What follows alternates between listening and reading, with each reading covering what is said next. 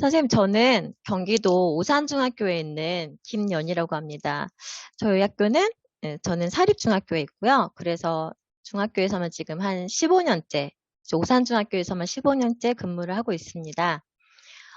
제가 오늘 해드릴 이야기는, 어, 마을 어르신들과 함께했던 어르신들과 함께했다기보다는 이제 아이들과 함께 풀어나갔던 융합 수업 이야기예요. 옆에 화면 보이실까요? 잘 보이시나요, 선생님들? 네. 옆에 화면 보이시면 알겠지만, 네. 이게 저도 코로나 시고 이제 올해가 코로나 3년 차이기도 하고, 과연 전시회가 될 수 있을까? 그래서 사실 전시회를 생각하고 이 수업을 한 건 아니고요. 그러니까 하다 보니까 아이들과 이렇게 또 신이 나서 이렇게 좀 이렇게 결과물들을 같이 다 모으고 모아다 보니 괜찮다. 해볼 수 있겠네? 하면서 다른 교과 선생님들과 그럼 한번 해볼까요? 하면서 만들어서 7월 달에 한 학기 이제 5, 6, 7을 같이 하면서 7월 달에 마침 저희 학교에 또 공사가 도서관으로 됐다가 미술관으로 됐다가 좀 애매해진 별관이 하나 있어요. 그럼 거기서 한번 해보자고 얘기가 돼서 전시회를 열게 되었고, 현재 지금 보시고 계신 화면에 있는 것은 그 인문학 전시회에 대한 이제 간판이 있었고, 일주일 동안 전체 학년 아이들이 이 전시회를 왔다 갔습니다. 마을 어르신들도 같이 왔다 가셨고요. 네, 결과는 일단 그렇습니다. 그럼 이야기를 어떻게 이 수업에 모기가 엄청 큰 게 있어. 네. 이 수업의 시작이 어떻게 되었는지 이제 말씀을 드려볼게요. 융합 수업을 올해 처음 한 건 아니고요, 선생님. 융합 수업을 필요하다, 해봐야겠다라는 생각을 처음 든 건 2018년, 19년도였어요. 그러니까 이 이야기를 먼저 드리고 싶은 것은, 선생님들께서도 좀 해보신 선생님들, 더 잘하신 선생님들도 당연히 계실 거고, 지금도 어쩌면 융합 수업 하려면 어떻게 해야 돼? 좀 궁금해하시는 선생님들도 있으실 거고 그러신데 어떤 마음으로 하게 됐는지 그리고 처음 시작을 일단은 좀 쉽게 저를 보시면 좀 쉽게 하실 수 있지 않을까 좀 그런 처음의 마음 아니면 어떻게 시작할 때 어떻게 하면 좋을까 뭐 이런 것들에 대한 조금이나마 도움이 됐으면 하는 마음에서 이제 저도 이 수업 사례를 하게 되었고 그렇게 돼서 지금 요 이야기를 먼저 드리게 되었어요. 저는 아까 말씀드렸던 것처럼 사립중학교에 있다 보니 선생님들은 이제 가끔 학교를 많이 옮기시기도 하시잖아요. 한 학교에서 15년을 있다 보면서 그 와중에 반을 8년 내내 이제 이 비평준학교에서 그러니까 입시를 그 아이들이 계속 치르잖아요. 3학년 담임을 8년 동안 했어요. 그러니까 같은 학년을 계속 하는 것은 또 제가 국어과 막내이기도 하고 3학년 담임을 선생님들께서 좀 힘들어 하시기도 하고 계속 입시가 있잖아요. 그러다 보니 3학년 담임의 일이 아무래도 좀 많이 부담이 되고 좀 힘들다라는 인식이 있어서일 수도 있고 또 입시가 있는 부분도 있고 해서 저희 학교 선생님들께서 3학년 담임 교사에 대해서 조금 힘듦을 얘기하시기도 하고 저도 그걸 처음에 원했던 건 아니에요. 그런데 장점은 8년 동안 같은 학년을 이제 아이들을 데리고 계속 가다 보니까 교과에서 담임을 하다 보면 왜 아이들 수행평가며 과제물이며 준비물을 챙기게 되잖아요. 그렇게 1년, 2년을 지내다 보면 다른 교과가 무엇을 어떤 것들을 수행평가를 하는지 그리고 어떤 것들을 주로 그 학교에서 가르치는지 그러니까 교육 과정이 조금 바뀌어도 제가 이렇게 들려오게 되는 그래서 제가 일부러 하지 않아도 관심을 갖게 되는 그런 계기가 되었어요. 그리고 3학년 아이들이 담임을 해보신 분들은 당연히 아시겠지만 6월달이랑 9월달에 너무 바쁘잖아요. 수행평가가 다른 학교도 그런지 모르겠지만 저희 학교의 경우도 이제 입시를 11월 초에 처음으로 특성화를 또 써야 되고 하다 보니까 9월달, 10월달 초까지가 거의 10개 교과가 수행평가를 한두 개씩은 꼭 해야 되고 또 6월달에도 굉장히 아이들이 이제 몰려서 하게 돼요. 그러다 보면 하루에 수행평가를 5개씩 해야 되는 날도 있고 1, 2, 3, 4 중에 3개를 쓰기 평가를 한 날도 있어요. 그러다 보니까 애들이 너무 힘들어하고 완전 곡소리가 났던 거죠. 그럴 때 제가 하필 독서 수업을 하고 있는데 독서 수업에서 그때 서평 쓰기를 2019년에 했는데 애들과 이제 한두 달 동안 계속 그걸 과정형 평가로 나갔어요. 그러니까 애들이 쓰기에 너무 지쳤는데 또 나는 9개의 쓰기를 또 해야 되니 이걸 제가 보면서 이게 내가 서평 쓰기를 아이들이 너무 하고 싶어서 했는데 잘하고 있는 건가도 싶고 그러다 보니 제가 하고 있는 청소년 소설과 그 수평 쓰기 주제가 다른 교과에서 하고 있는 뭐 환경이라던가 또는 이제 평등에 대하던가 이게 좀 주제가 맞아떨어지는 것들이 있다는 걸 발견하게 되었죠. 그러면 제 서평 쓰기 중에서 어떤 부분을 국어과가 가져가고 다른 과에서 이런 부분을 좀 가져갔다면 애들은 한 번만 써도 두 개 수행평가를 같이 받을 수 있지 않았을까. 뭐 이런 생각들을 제가 하게 됐어요. 그리고 또한 마지막에서는 수행평가 과정형으로 하다 보면은 국어과에서 당연히 하는 부분 안에서 보다 넘어설 때가 있잖아요, 선생님. 그러니까 예를 들면은 중학교 3학년에서 뭐 소설에 대해서 나가서 읽고선 할 때 그 시대를 뭐 일제강점기면 일제강점기, 뭐 한국전쟁 이런 거에 대한 시기를 더 필요 이상으로 많이 설명해 주는 경우, 환경이면 과학에 대한 것들을 또 필요 이상으로 설명해 줘야 되는 경우가 있다 보면 이걸 내가 국어 시간인데 이럴 때가 있기도 하고, 북트레일러 수행평가를 할 때에는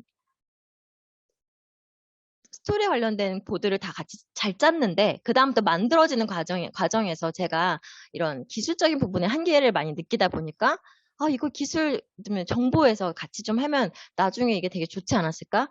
개인적으로 북트레일러 수행평가를 같이 하면서 되게 힘들었던 경험이 있어요. 근데 나중에 알고 봤더니 기술과에서 아이들과 휴대폰으로 되게 쉽게 그걸 만드는 그런 이제 수업의 결과물들이 있는 걸 알게 되었어요. 이거 같이 했었으면 애들 되게 쉽게 했었을 것 같다라는 생각을 하게 된 거죠.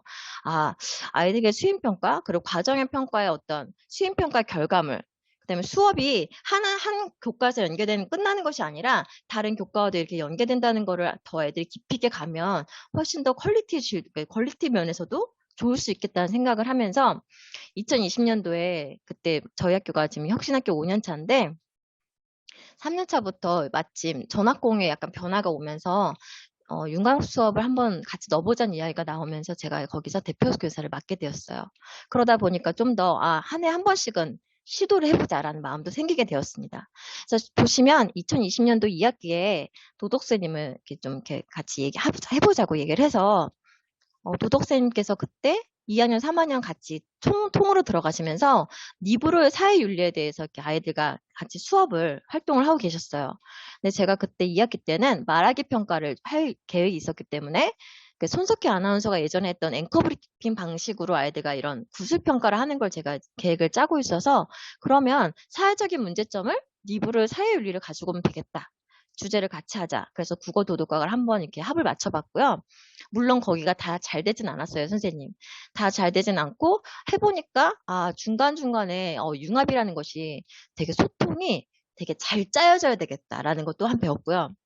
그리고 이제 이 국어와 도덕이 막 억지로 이렇게 해보자라는 게 융합을 하기 위해서가 아니라 진짜 제대로 되려면 조금 더 평가 계획에서부터 촘촘히 들어가면 좋겠다라는 것도 배우게 되었어요. 21년 1학기에는 그래서 아예 또 2월 달에 두 과목을 가지고 해봤으니까 이번에 세 과목에서 이제 저희가 진로가 3학년에 있고 영어과에서도 이제 진로에 관련된 꿈과 관련된 수행평가를 한 2년 동안 계속 하고 계신다는 걸 알고 있었어요. 그래서 근데 아이들이 그때 이제 영어를 중3 애들이 쓸 때도 꿈에 대해서를 영어를 쓰려고 그것도 말하기 평가를 하다 보니까 좀 비슷한 내용을 계속 쓰게, 그리고 아이들이 다 거기에 내용을 많이 한다는 얘기를 이제 제가 들었어요.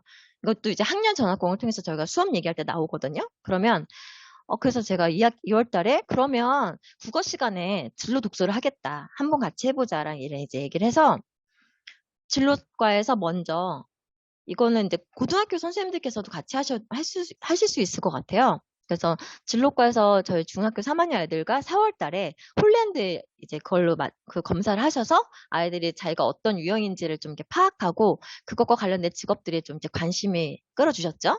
국어과에서 토스를 받아서 현재 제가 전국 국어교사 모임에 이제 물고방 독서 수업 모임에 같이 이제 선생님들과 같이 수업을 얘기하고 있는데요. 거기서 받은 진로 독서 목록이 마침 있었어요. 홀랜드 영역으로 이렇게 나눠진 거거든요.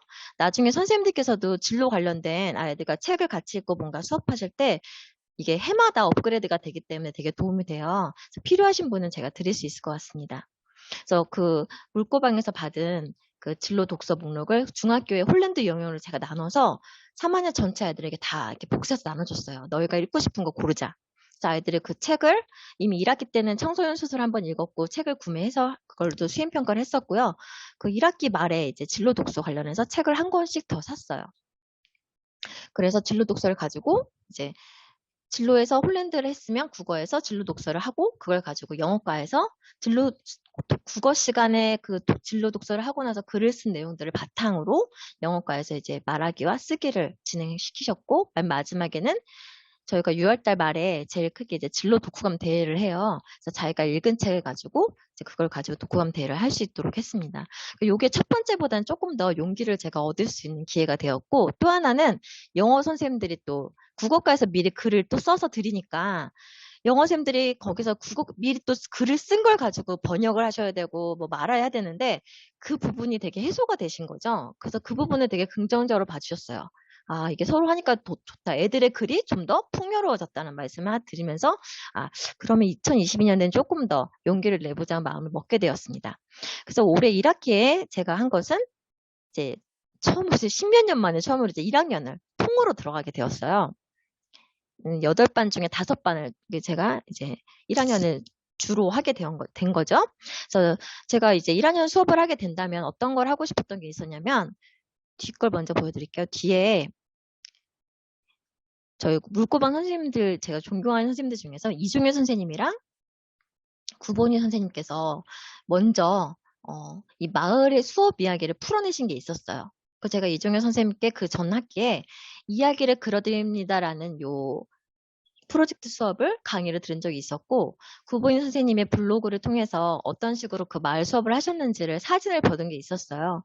그러니까 제가 1학년을 하게 되면 마을 수업을 좀 해보고 싶다는 생각을 좀 갖고 있었어요. 왜냐면 저희 오산 지역 아이들이 오산에 살면서 오산에 살고 있다는 것에 대한 자부심보다 자신감이 많이 없고 좀 이렇게 더 낮게 평가를 많이 하는 그런 소리를 많이 듣고 수업 시간에도 그런 뉘앙스의 말을 많이 하는 것을 보면서 되게 많이 안타까움을 느끼고 있었어요. 얘네는 어차피 이렇게 해서 어차피 얘네가 어른이 돼서도 오산에 사는 애들이 많고 실제로 그렇거든요. 그런데 그리고 더 나아갈 수도 있고 그렇지만 나아가서도 오산이란 곳이 이 아이들에게 고향이 될 텐데 왜 자신의 지역에 대해서 그리고 같이 살고 있는 그 어른들에 대해서 부정적인 마음을 많이 표현할까? 그러니까 제가 좀 안타까운 면이어서 마을 수업을 한다면 나는 어떻게 하면 좋을까를 좀 생각하고 있던 차에 1학년 수업을 하게 되었고 마침 4단원에 면담하기란 이 교과서의 내용에 면담하기가 있었어요. 그리고 1단원에 감동과 즐거움을 주는 글쓰기가 있었고요. 그래서 2학기에 2월달 말에 교과 이제 전학공을 할 때 학년에서 누구와 같이 이 수업을 마을 이야기를 풀어내면 좋을까를 좀 고민하게 됐죠. 근데 마침 영어과 선생님들께서 2학기 평가 계획을 세우실 때 마을 신문, 마을 이야기 단원이 있었고 마을 이야기에 대한 어떻게 할까를 고민하고 계셨고요. 미술과 선생님이 1학년 애들 데리고 발상과 창작이라는 주제로 마침 이 두 분이 올해 새로 오셔서 공개 수업을 이제 하셔야 되는 상황에 이르렀어요. 그래서 그분 두 분이 어떤 걸 가지고 좀 공개 수업을 하면 좋을까를 고민하고 계셨어요. 제가 저희 발상과 창작은 결국에 스토리를 가지고 자기가 이렇게 창작품을 만들어내는 거거든요. 그래서 저희 그럼 같이 하면 어떨까요? 라고 해서 이렇게 선생님들을 이렇게 같이 얘기를 했고 기술과정과 선생님들께 좀 나중에 죄송했는데 원래는 기술과정과에서도 마을 관련된 것을 풀어낼 생각을 갖고 계셨어요. 근데 이제 기술과정과가 반이 두 개로 나눠지면서 그런 부분이 조금 같은 것을 동시하기가 어려운 상황이라서 주제가 좀 달라졌는데 그럼에도 이미 저희가 2월 달에 얘기한 게 있어서 마지막에 이 부분을 같이 해주셨습니다. 그래서 마을 융합 수업을 이렇게 4개의 교과가 같이 하게 되었습니다. 제가 앞부분은 조금 자세하게 나가고요. 뒷부분은 결국에는 국어과 수업만 좀 주가 되게 말씀드릴 거고 네, 나중에는 사진 자료를 간단히 보여드릴 생각이에요. 그래서 아까 말씀드렸던 것처럼 이야기 시작은 이 그림책이에요, 선생님. 이 그림책이 되게 좋았어요. 이야기를 그려드린다라는 책을 제가 이제 소개를 받았고 이 이야기 속에서 실제로 이 작가가 시장의 한 모습을 그리고요. 그리고 그 안에서 하나 오른쪽 보시는 이 그림은요. 그림의 예인데요. 그 많은 사람들 중에 한 사람의 시선으로 느껴지는 그런 시각과 그리고 그의 이야기와 그 관련된 그림이 한 장씩 나와요. 그래서 여기 보시면 이야기를 그려드린다는 말 그대로 당신의 이야기를 그것과 관련된 그림을 그려드린다는 얘기가 되는 거예요. 네, 각각 넘겨보면 그 시장에서 계시는 여러 사람들의 상점도 계시고 뭐 장보러 오는 할머니도 있고 이런 사람들의 시시각각의 그 다른 이야기들을 그림으로 그려놨어요. 그래서 마을 이야기도 이렇게 풀어나가면 되겠다. 실제 이정효 선생님께서도 그렇게 하셨고 저도 그런 식으로 이제 계획을 잡아봤습니다. 1학기 수업 과정이에요. 저희 1학년이니까 자유학년제를 하고 있기 때문에 수행평가 점수는 들어가지 않고 이 모든 내용들을 생활기록부에 이제 써줍니다. 그러니까 수행과정평가에서는 사진시, 1단원에서 비유법을 사용해서 이렇게 썼고요. 그 다음에 두 가지는 마을 어르신을 실제로 면담한 것을 발표하는 것과 이제 말하기 평가, 그 다음에 이 내용을 가지고 면담한 내용을 바탕으로 이 어르신들의 시점에서 어르신들의 삶을 감동 있게 쓰는 에세이 쓰기로, 시점 바꿔 에세이 쓰기로 이제 이렇게 두 가지 평가를 크게 잡았어요. 그래서 3, 4월 동안은 이렇게 제가 교과서 나갔고요. 4월 말부터 요 프로젝트를 이제 교과서 4단원을 하면서 시작하게 되었습니다. 평가, 이게 2, 3학년에서도 선생님들 하실 때 혹시나 참고하시라고 평가 이제 기준을 이렇게 보여드려요. 평가 요소는 이 말하기 발표와 관련해서 면담하기 과정에 맞춰서 했고요. 그 다음에 어르신 시점에서 글쓰기도 이렇게 면담자가 면담 내용에서 어르신의 시점에서 어떻게 썼는가에 대한 평가 요소를 이제 국어과 선생님들과 의논을 하면서 계획을 이렇게 잡았어요. 그리고 이렇게 실제로 아이들에게도 요 기준점에 맞춰서 너희가 해야 되고 글을 써야 된다는 얘기를 했고요. 융합 수업에서 제일 중요한 또 어렵게 생각하시는 것 중에 하나가 이제 어떻게 또 선생님들과 어떻게 말을 나눌 것이냐인데요. 맞아요, 선생님. 융합 수업을 이렇게 생각하셔도 막상 하기가 어려운 부분들이 저는 뭔지 알겠더라고요. 그러니까 일단 교과 선생님들과 뭔가를 같이 하자고 말하는 게 쉬울 수도 있고 어려울 수도 있다는 걸 제가 알았고요. 같이 하기로 했어도 또 각자가 추구하고자 하는 주제가 또 다를 수가 있고요. 또 친한 선생님과 했어도 그 친한 선생님과 하셔도 그 각자의 성취 목표가 다르기 때문에 또 안 맞을 때가 있어요. 그래서 융합 수업이 어렵고요. 학년에서 선생님들께서 만약에 마음 먹고 계신다면 이게 왜 좋은지는 나중에 제가 설명드릴 텐데 해보고 나시면 확실히 수행평가의 퀄리티와 그리고 아이들이 했던 결과물의 질이 상당히 높아진다는 점이 되게 나중에 교사 스스로한테도 되게 잘했다는 생각이 들고 아이들이 계속 이제 이 수업 과정에서 고민하게 되는 그 수업의 짬짬이 고민하게 되는 지점들을 선생님들과 같이 계속 소통하게 되면서 제가 그걸 풀어내는 과정에서 제 스스로가 되게 외롭지 않다는 생각을 하게 되더라고요. 수업에서. 같이 짬짬하게 같이 맞춰가는 과정에서 그리고 저도 수업 하나하나를 좀 더 고민하게 되는 그런 부분들도 있어요, 선생님. 그리고 그러려면 이런 부분들, 어려운 부분들을 좀 거쳐 나가야 된다는 것도 역시 알려드려요. 선생님들과 미리 2월 달에 또는 8월 달 말에 2학기 시작하실 거면은 두 번째, 세 번째 수행평가를 하실 거면 이미 지금부터는 좀 계획이 짜여져 있으셔야 되고 평가 계획도 8월 달에 이미 이게 되어 있어야 되고 2월 달에도 마찬가지예요. 그래서 이게 제대로 되려면 평가 계획에 이미 같이 넣어야 된다는 걸 말씀드리고요. 2월 말에서 3월 초에 융합수업 그 교과 선생님들과 한번 이렇게 간단히 회의를 큰 그림을 그려놨어요. 그리고 그 평가도 어떻게 할지를 각자가 이렇게 얘기를 해서 한번 했고요. 그 다음에 진짜 시작할 때 한번 그때부터 만나요 라면서 제가 그때까지는 각자 했고 5월 달부터 카톡방 만들었고요.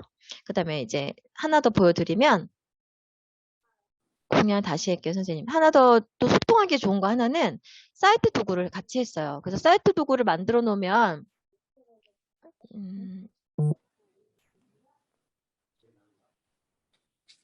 지금 이게 뜨기가 좀 시간이 걸리는데요. 사이트 도구에 제가 구글 사이트 도구가 이게 좋더라고요. 선생님 나중에도 이거 수업을 같이 공유하거나 내가 작년에 했던 수업을 이렇게 했다고 한 번에 이렇게 모아놓을 때 선생님들께 보여드리기도 좋고 이게 조금 느리네요. 네, 그럼 좀 이따 다시 보여드리도록 하겠습니다.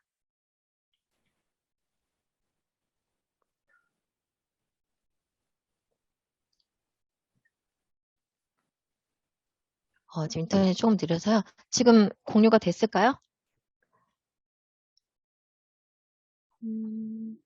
아직은 공유 화면이 저는 안 보이거든요. 네, 제가 다시 하겠습니다. 지금 다시 할게요, 선생님. 네. 네, 여기서부터 다시 할게요. 네.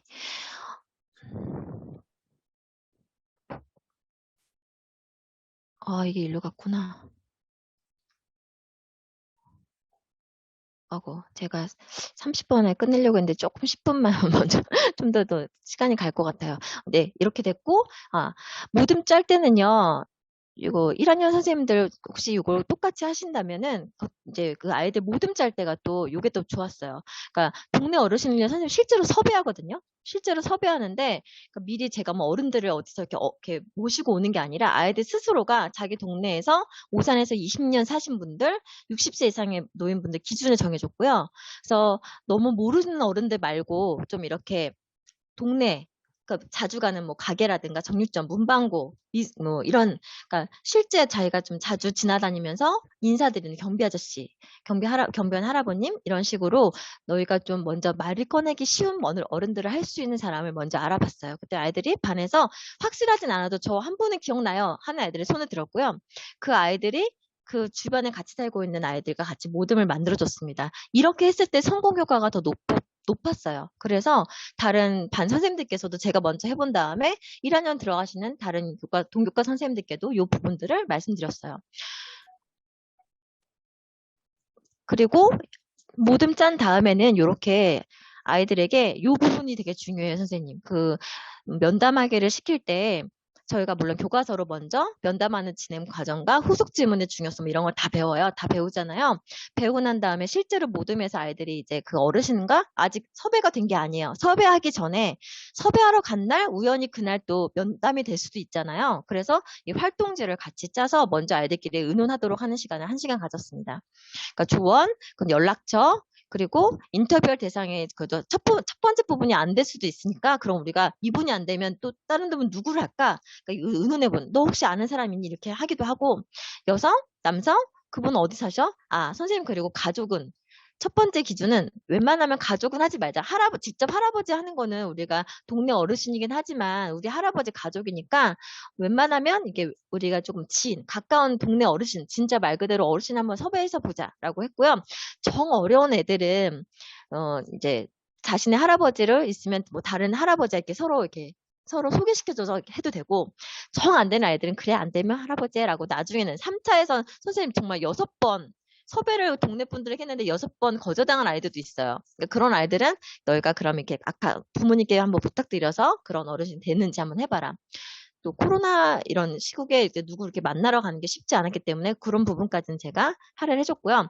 아이들이 이렇게 그러니까 아이들이요 실제로 연세 연습이 돼야 되겠더라고요. 안녕하세요, 어르신. 저는 오산중학교 누구인데요. 이런 연습도 다 시켜보고 보냈어요. 아이들이 말할 때 막, 저 이거 숙제라서요. 뭐, 저 면담이 이렇게 하는 애들도 실제로 있을 수 있고, 정말 생각지 못하게, 부정적으로 보실 수도 있는 상황이 생길 수 있기 때문에, 얘들아, 우리가 이거 왜 하지? 이거 왜 한다고? 아, 숙제 아니야. 수행평가라서 아니야? 절대 아니야? 자, 우리가 오산에 있는 어르신들 중에서 훌륭하게 자신의 삶을 잘 이끌어가시는 분들을 면담하는 거야.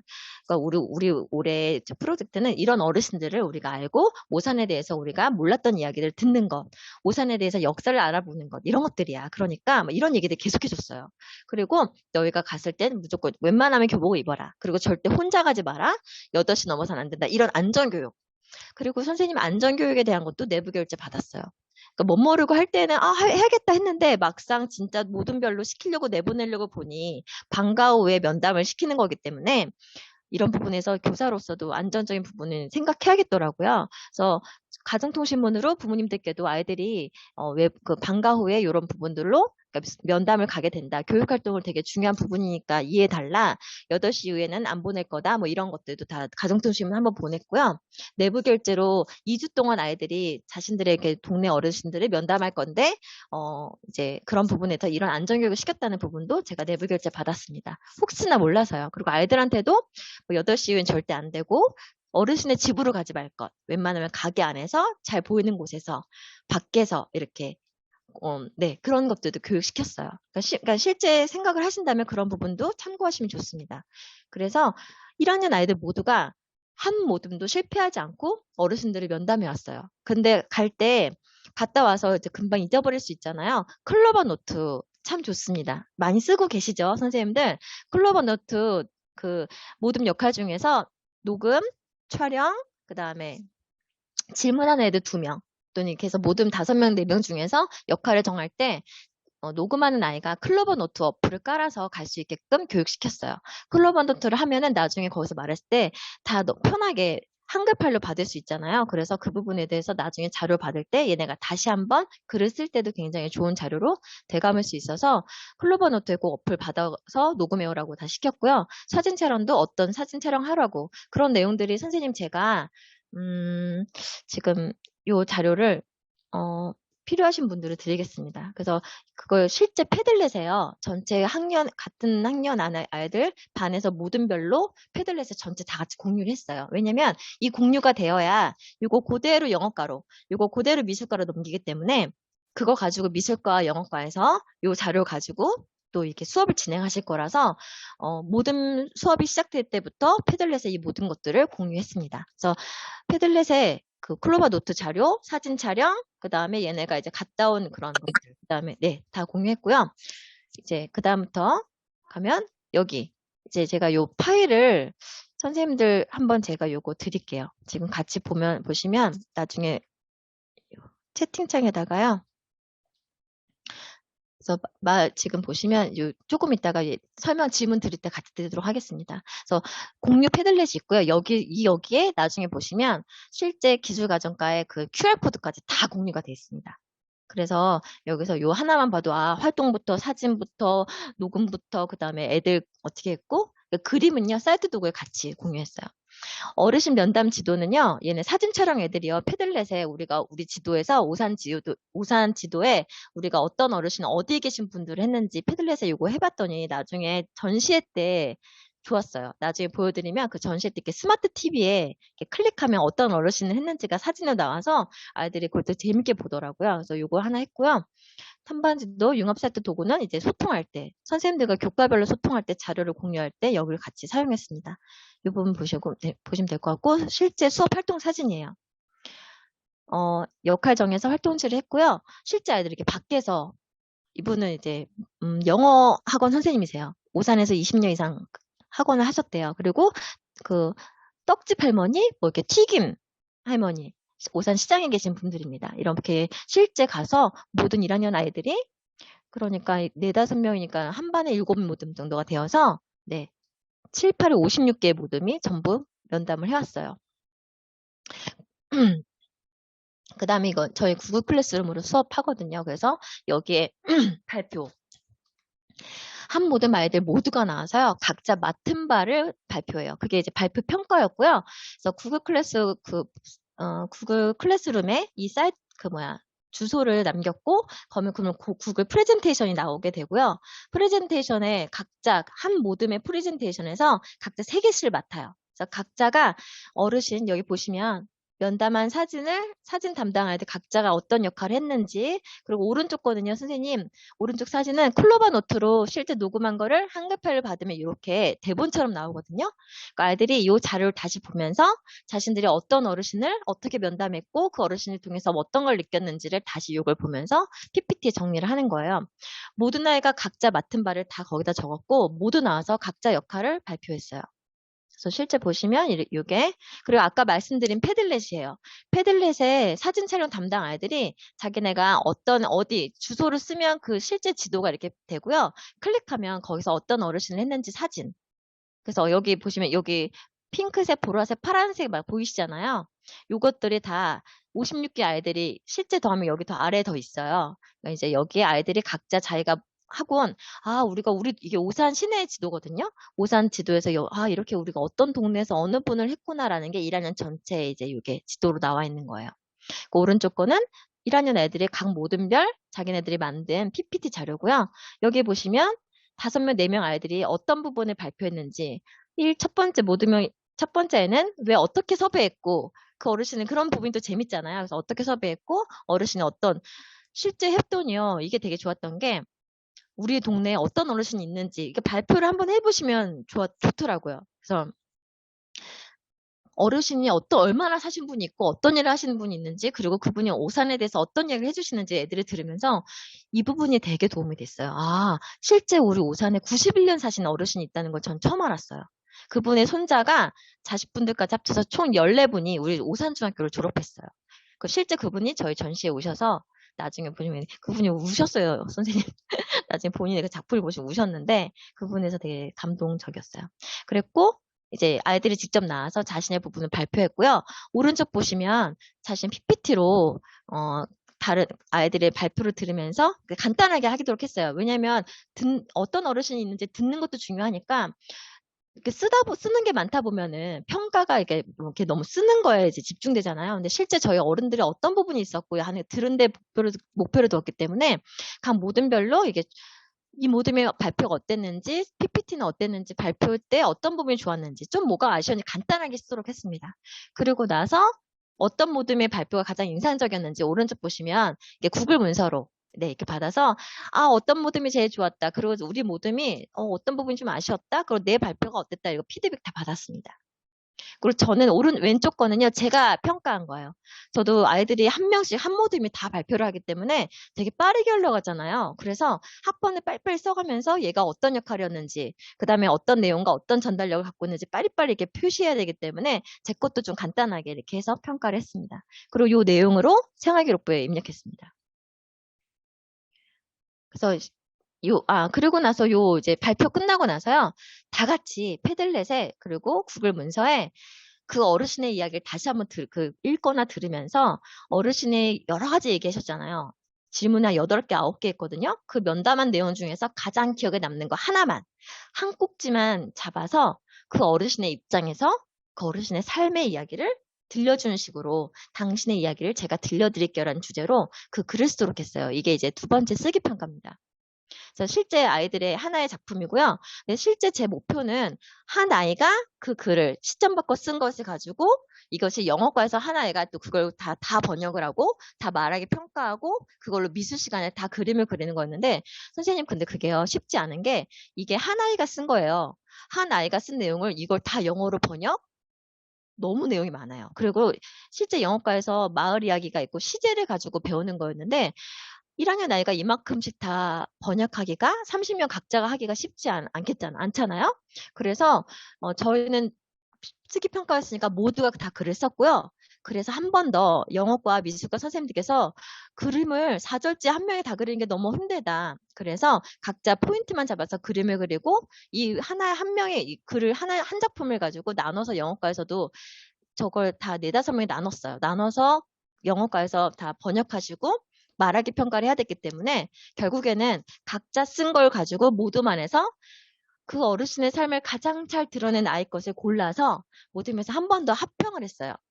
같이 모이고 앉아서 그 제일 좋은 아이 글을 골라서 우리 이거 가지고 전시에 올리자. 그리고 이거 가지고 영어과, 미술과로 같이 나가자. 해서 그러면 우리가 어떤 거 가지고 좀 더 글을 고칠까? 그래서 한 번 더 같은 한 작품을 가지고 4~5명의 아이들이 모여서 한 번 더 고쳐 쓰기를 했어요. 그렇게 해서 한 작품이 모둠에서 탄생이 됐고요.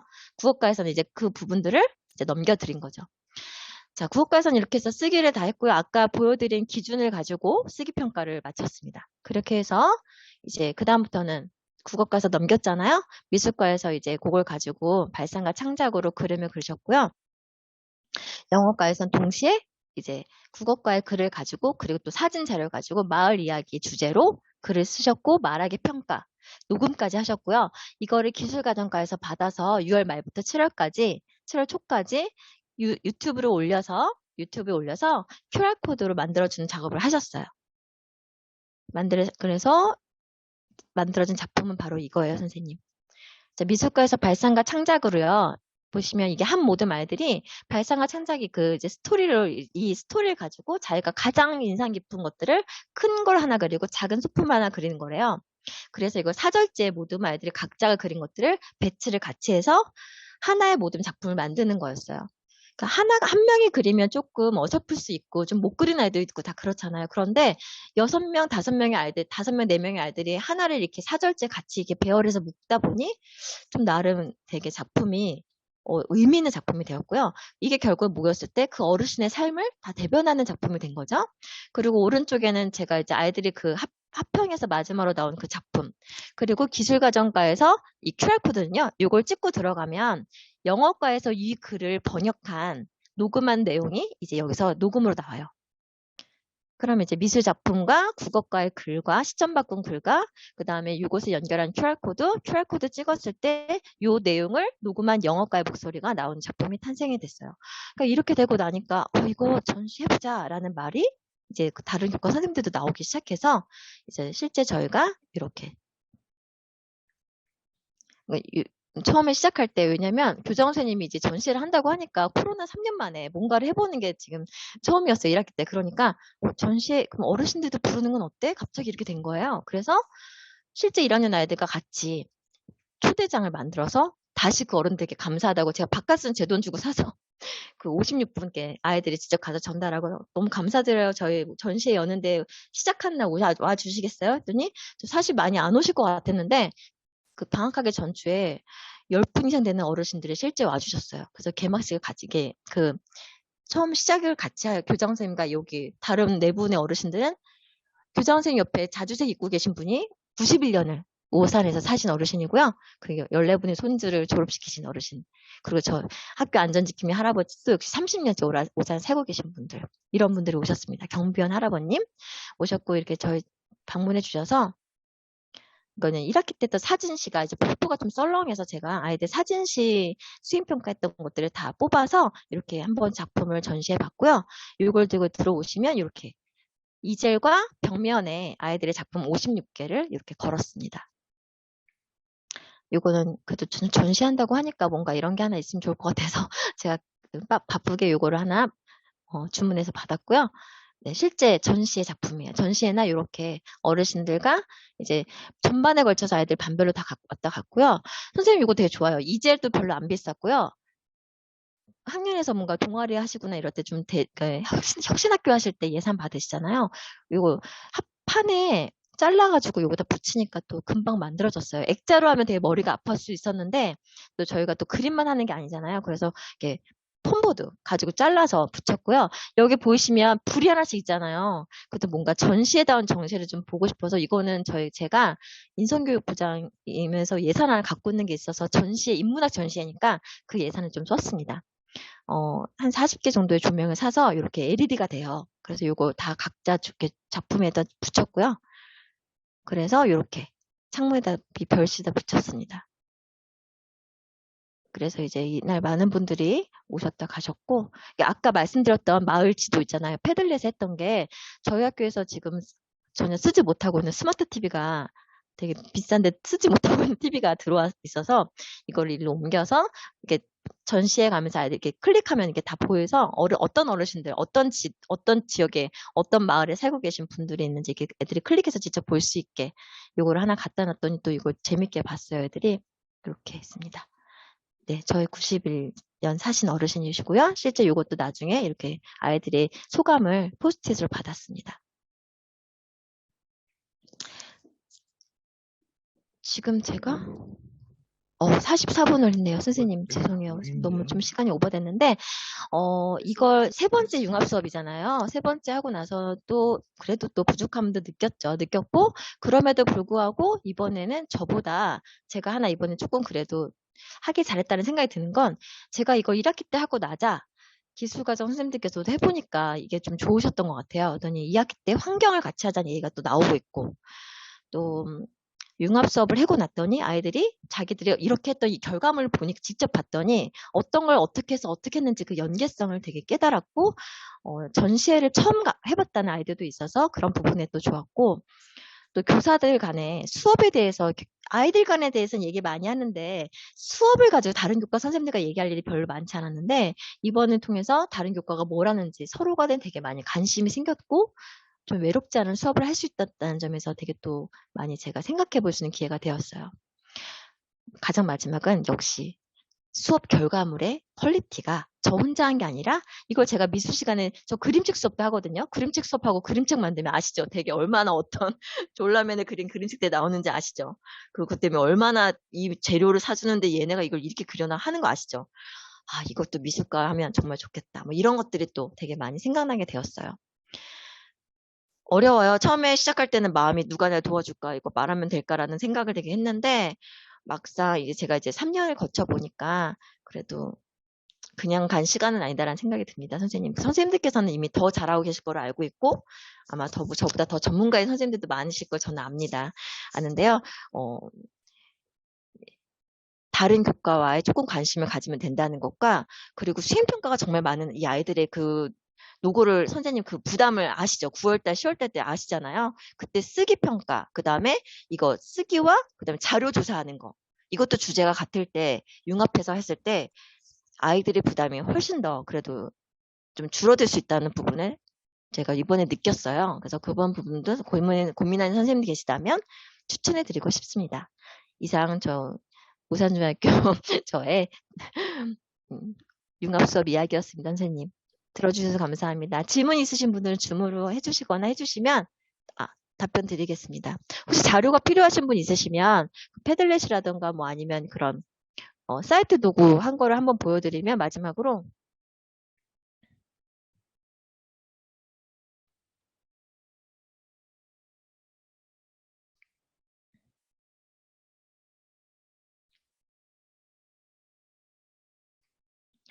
패들렛이 이게 여러 교과 QR코드 영상 뭐다 올리다 보니까 그런 부분이 생기더라고요. 이게 좀 이게 지금 컴퓨터도 그래서 지금 그걸 껐는데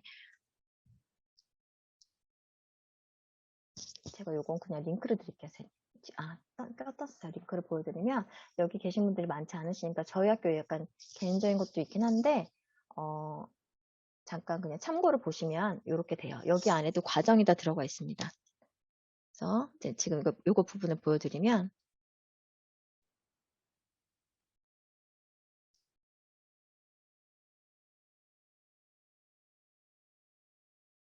네, 요겁니다.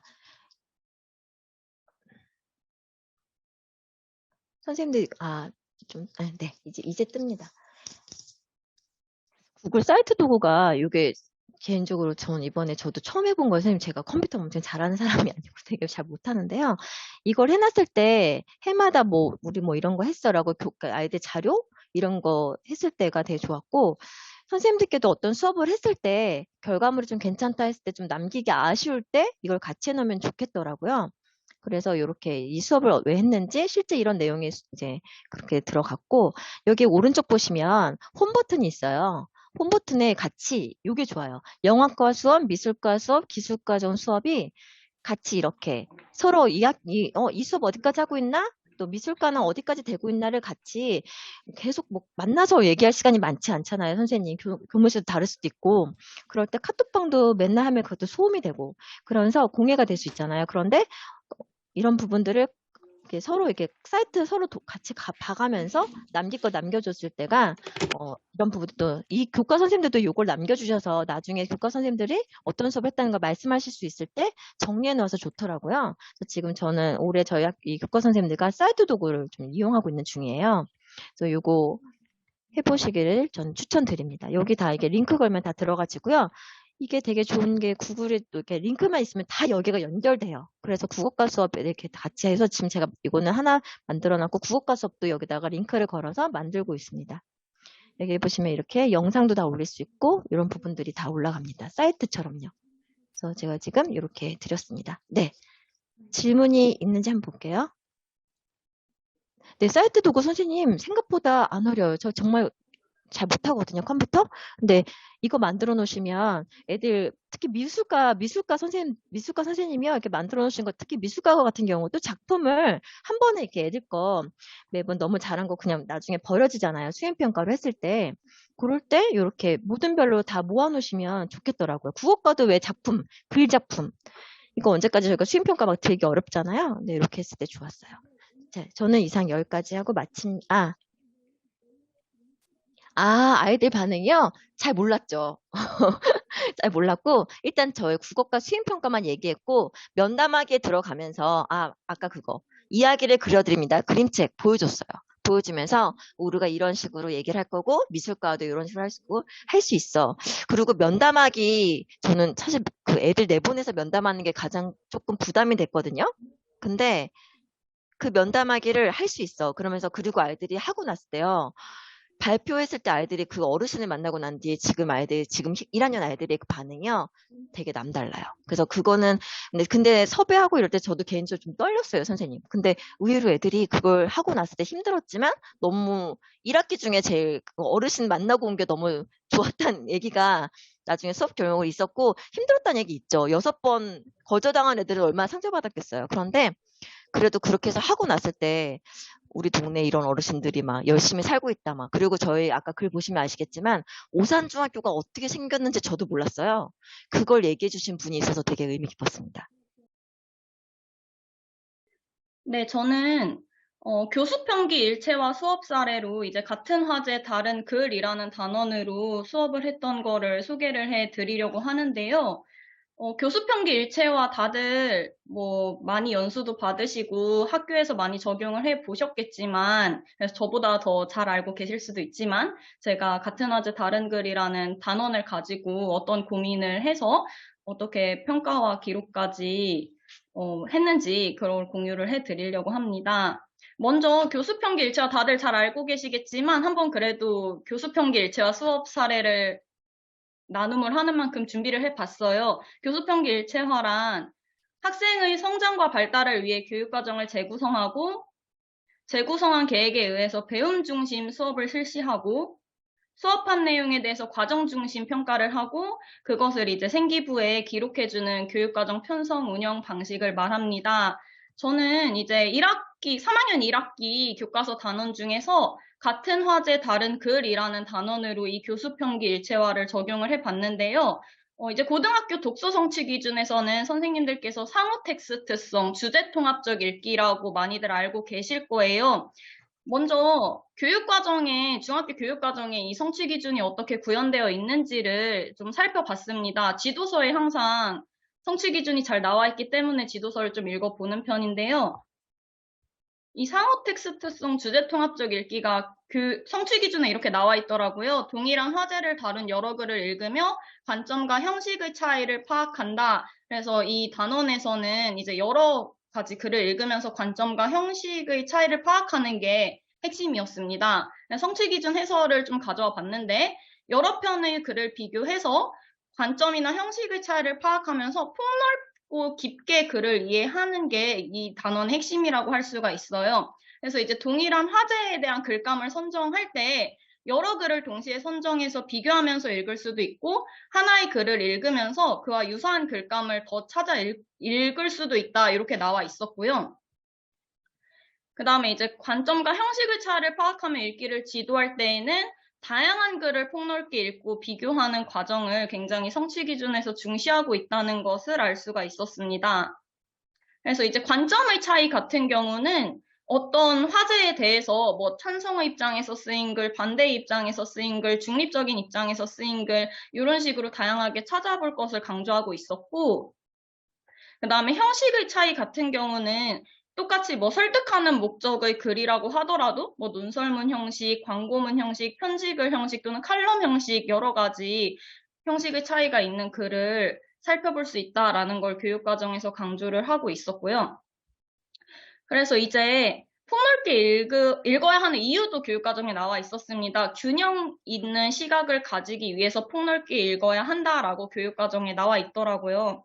그래서 이렇게 성취 기준을 나름 읽어보면서 분석을 해봤고, 그리고 이러한 것을 통해서 어떠한 역량을 기를 수 있을지도 한번 생각을 해봤어요. 또 2015년 교육과정에서 핵심 역량을 굉장히 중시를 하잖아요. 그래서 저도 단원을 수업할 때 애들이 이 단원을 통해서 어떤 역량을 기를 수 있을지 뽑고 나서 교과서를 재구성하는 편인데, 저는 이 단원에서 동일한 화제에 대해 관점과 형식의 차이를 가진 여러 편의 글을 선정하면서 아이들이 이제 자료 정보 활용 역량을 기를 수 있다고 생각했고, 그 다음에 여러 편의 글에 대해 관점과 형식의 차이를 비교하며 읽음으로써 비판적 사고력을 기를 수 있고 또 아까 전에 균형 잡힌 시각에서 화제에 대한 자신의 생각을 정리해 보는 것을 통해서 창의적 사고 역량을 기를 수 있다고 생각을 해서 이렇게 자료 정보 활용 역량과 비판적 창의적 사고 역량을 핵심 역량으로 꼽아 보았습니다.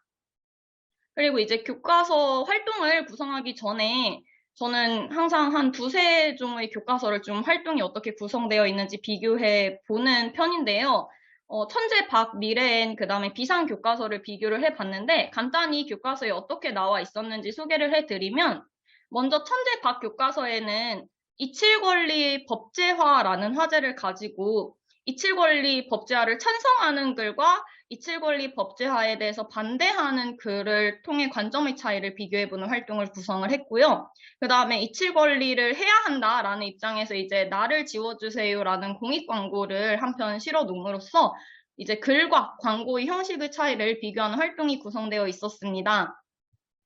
다음으로 미래행 교과서는 도시의 야간 조명이라는 화제에 대해서 도시의 야간 조명의 문제점, 여러 가지 피해들에 대해 다룬 주장하는 글과 그 다음에 밤이 아름다운 도시라고 해서 도시의 야간 풍경에 대해서 이제 긍정적으로 생각하고 있는 주장하는 글을 실어 놓았고요. 그 다음에 미래행 교과서에서 특이한 점은 다른 거의 모든 교과서에서는 공익 광고를 실어놓고 형식의 차이를 비교를 하게 했었는데 특이하게 이제 이문재의 광화문 겨울 불꽃 나무라는 시를 실어놓고 글과 시의 형식상 특징을 비교하도록 하는 게 조금 다른 교과서와의 차이점이라고 할 수가 있었습니다. 마지막으로 제가 사용하고 있는 교과서가 비상교과서인데요. 비상교과서에서는 이제 소금이라는 화제에 대해서 소금의 중요성에 대해서 다루고 있는 설명하는 글과 소금의 과다 섭취가 우리 몸에 끼치는 해로운 영향에 대해서 주장하는 글을 가지고 관점의 차이를 살펴보게 하는 활동이 있었고, 그 다음에 이제 마찬가지로 소금의 과다 섭취가 우리 몸에 일으키는 문제점에 대해서 공익 광고를 가지고 와서 형식의 차이를 파악하게 하는 활동이 있었습니다. 그래서 이거를 바탕으로 제가 이제 수업을 어떻게 구성했는지를 설명드리면, 작년에도 제가 3학년 수업을 했었기 때문에 이 단원을 똑같이 수업을 했었는데요. 작년에 이제 수업을 하면서 두 가지 고민거리가 있었습니다. 첫 번째로는 이제 화제 정하기 어려움이었고, 두 번째로는 활동 구성의 어려움이었는데, 먼저 화제 정하기 어려움의 경우 학생들에게 이제 관점과 형식의 차를 비교해 볼 화제를 온전히 자율적으로 정하라고 작년에는 했었는데 그렇게 온전히 자율성을 부여하다 보니까 우선 학생들이 막연하게 화제를 정하기가 어려워하더라고요. 그리고 어찌저찌 화제를 정했다고 해도 관점과 형식의 차이가 있는 자료를 수집하기 조금 어려워하는 것을 알 수 있었습니다. 그리고 활동 구성의 어려움의 경우에는 작년에는 이제 교과서 위주로 좀 수업을 나가고 관점과 형식의 차이를 비교하는 논술형 평가를 실시를 했었는데요.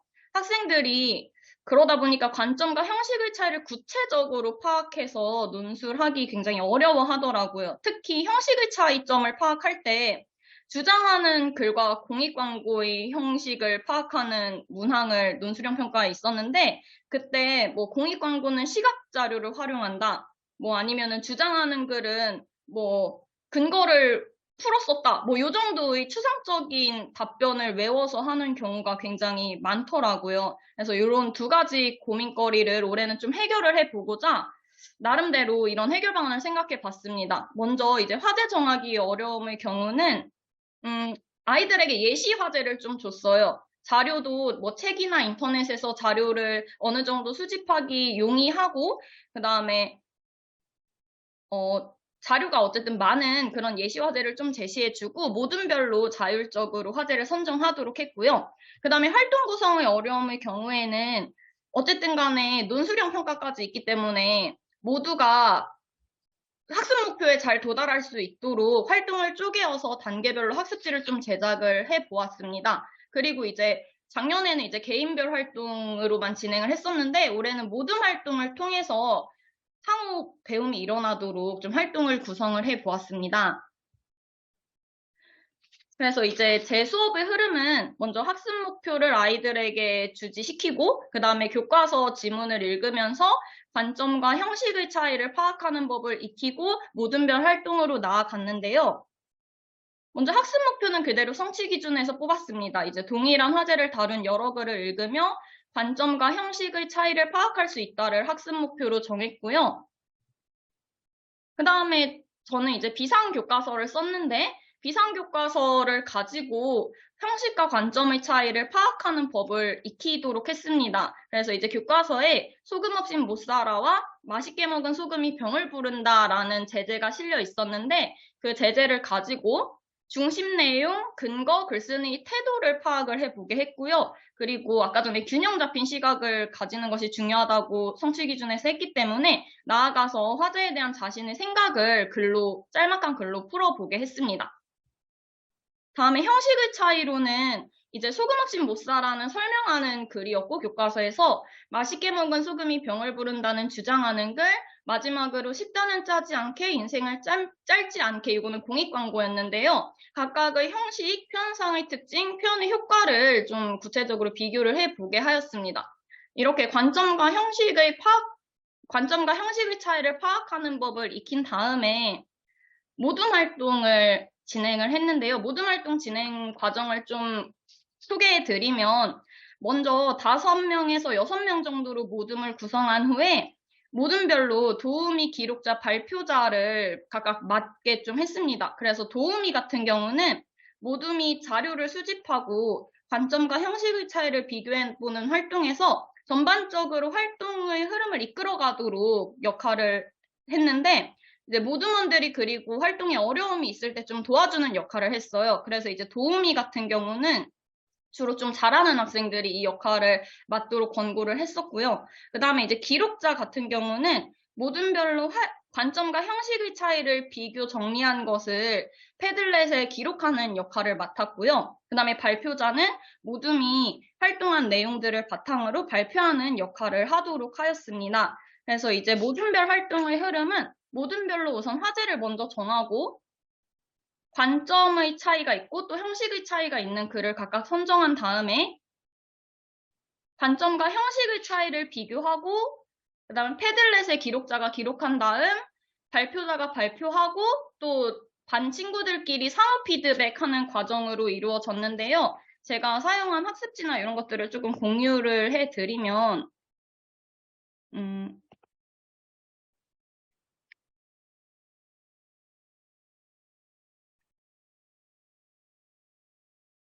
이게 이제 제가 만든 학습지인데요.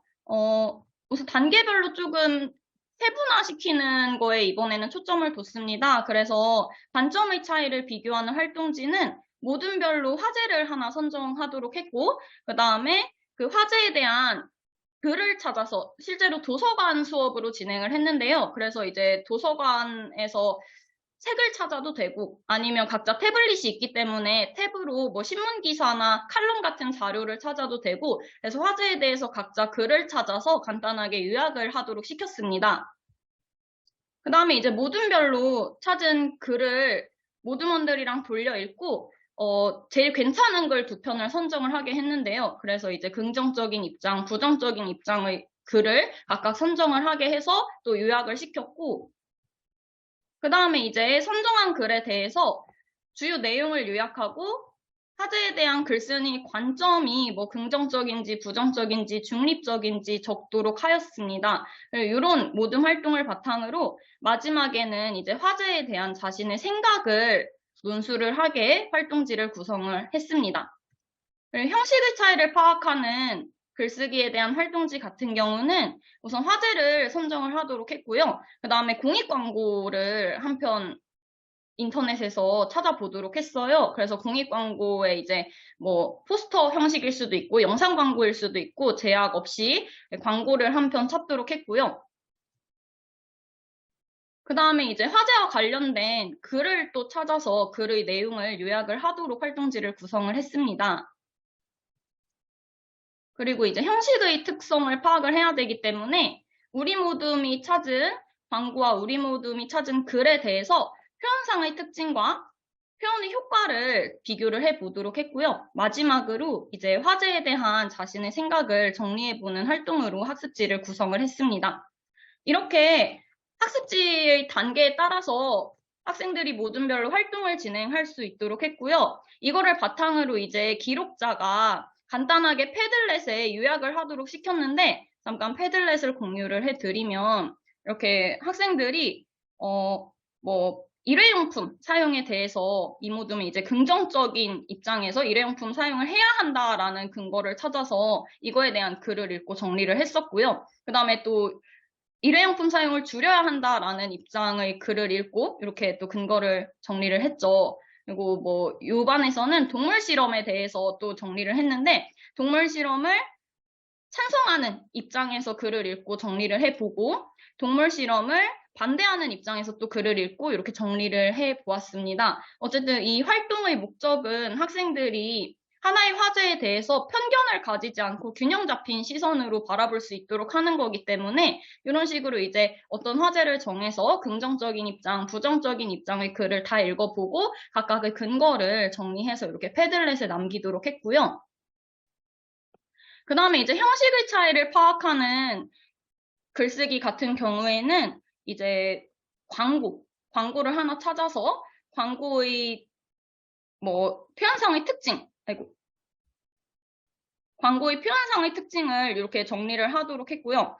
그리고 작년에는 이제 뭐 시각 자료를 활용했다, 영상 자료를 활용했다 이렇게 추상적으로 그쳤다면 이번에는 어떤 시각 자료를 활용했는지, 뭐 어떠한 뭐 영상 자료를 활용했는지를 구체적으로 모두먼들이랑 좀 찾아보도록 했습니다. 그래서 여기에서는 이제 금연에 대해서 공익광고 영상을 찾았고, 그 다음에 또 신문 기사를 찾아서 이렇게 비교를 해 보았고요. 이 모둠 같은 경우에는. 그 다음에 또 여기는 도박에 관련해서 영상 광고랑 그 다음에 설명하는 글을 찾아서 이런 식으로 표현상의 특징과 효과를 모둠별로 비교를 해 보았습니다.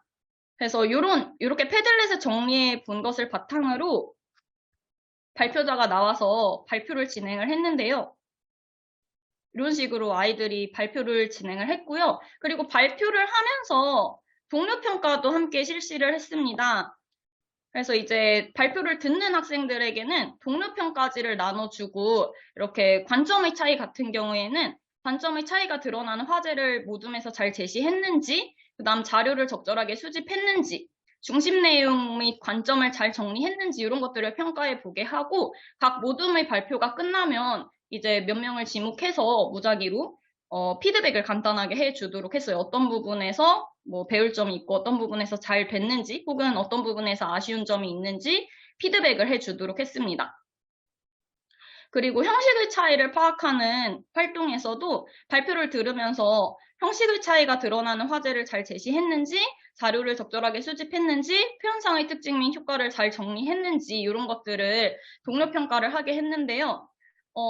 피드백을 서로 하게 하니까 학생들이 발표를 들으면서 뭐 표현상의 특징에서 특히 어떤 점을 구체적으로 못 짚었는지 이런 것도 다 잘 피드백을 해주더라고요. 그래서 그런 점에서 동료 평가가 의미가 있었던 것 같습니다. 네, 이렇게 발표까지 하고 평가 계획에 논술형 평가를 넣었기 때문에 논술형 평가를 실시를 했는데요. 이렇게 모둠별 활동까지 진행하다 보니까 반복학습, 동료 피드백 과정 모든 활동을 통해서 조금 배움이 느렸던 학생들까지도 어느 정도 학습 목표에 도달하게 되지 않았나 그런 생각이 들었습니다.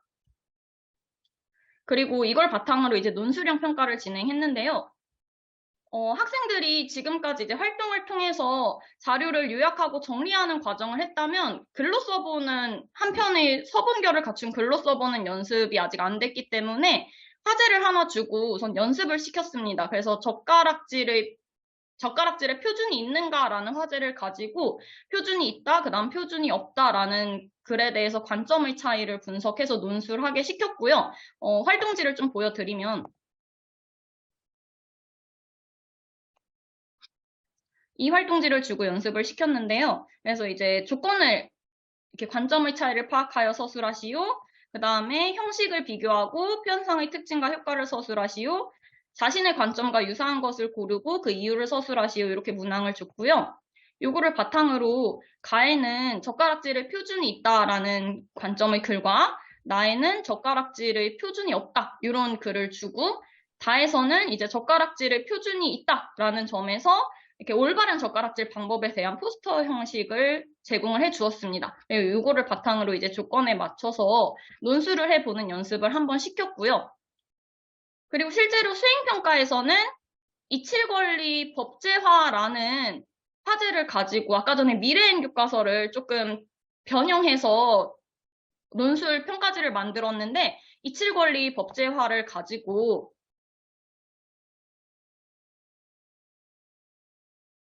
네, 이런 문항지를 만들었습니다. 그래서 조건은 연습했을 때랑 똑같이 줬고요. 그 다음에 평가 요소를 이렇게 루브릭으로 제시해서 학생들이 이 평가 기준에 맞추어서 논술을 할 수 있도록 제시를 해 주었습니다. 그래서 학생들이 실제로 글을 읽고 주장과 근거를 찾는 연습, 그리고 표현상의 특징과 효과를 파악하는 연습, 그 다음에 자신의 관점에서 글을 쓰는 연습, 이런 것들을 평가를 통해서 할 수 있었습니다. 이렇게 논술형 평가를 진행했고요. 마지막에 이제 수업과 평가했던 내용들을 바탕으로 생기부에 어떻게 기록했는지를 좀 사례를 공유를 해드리려고 합니다. 생기부에 이제 기록할 때에는 성취 수준의 특성 및 학습 활동의 참여도, 그 다음에 자기주도적 학습에 의한 변화와 성장 정도를 중심으로 기재해야 한다. 이렇게 나와 있더라고요. 기록을 할 때. 저는 이제 모둠 내에서 역할이 뭐였는지, 그 다음에 참여도가 어떠하였는지, 모든 활동 내용이 무엇이었는지, 그 다음에 수행평가 내용 바탕으로 기록을 해줬는데, 몇 가지 예시를 보여드리면 제가 1학기 때 생기부에 실제로 썼던 내용인데요. 이런 식으로 썼어요. 뭐 동일한 화제를 다룬 글이라도 글쓴이 관점에 따라 글쓴이 태도나 글의 주제가 다를 수 있음을 이해하고, 그래서 요거는 성취 기준의 내용을 어느 정도 가지고 왔고, 일회용품 사용이라는 화제에 대해서 모둠별로 정한 화제, 관점의 차이가 있는 두 글을 찾아 중심 내용과 근거를 비교함. 그래서 모둠별 활동에서 도우미 역할을 맡았다 역할도 써줬고요. 자신이 맡은 글의 중심 내용과 근거를 먼저 요약하고 다른 친구가 글을 이해할 수 있도록 쉽게 설명해주는 모습이 돋보였다. 모든 활동의 참여도도 이렇게 적어줬고요. 그 다음에 이제 뭐 관점의 차이를 파악하며 글을 읽는 과정에서 대상을 균형 잡힌 시각으로 바라보고 깊이 있게 이해할 수 있었다고 자신의 생각을 이야기함. 이런 식으로 모든별 활동과 수행평가를 했던 내용을 바탕으로 이렇게 적어줬습니다. 몇 가지 예시를 가져와 봤는데 이렇게 다 비슷하게 썼습니다. 모둠 내 역할, 참여도, 모둠 활동 내용, 수행평가 내용을 중심으로 이렇게 기록을 해 주었습니다. 네, 제 발표는 여기까지고요. 혹시 궁금한 점 있으면 질문해 주시면 답변 드리겠습니다. 감사합니다.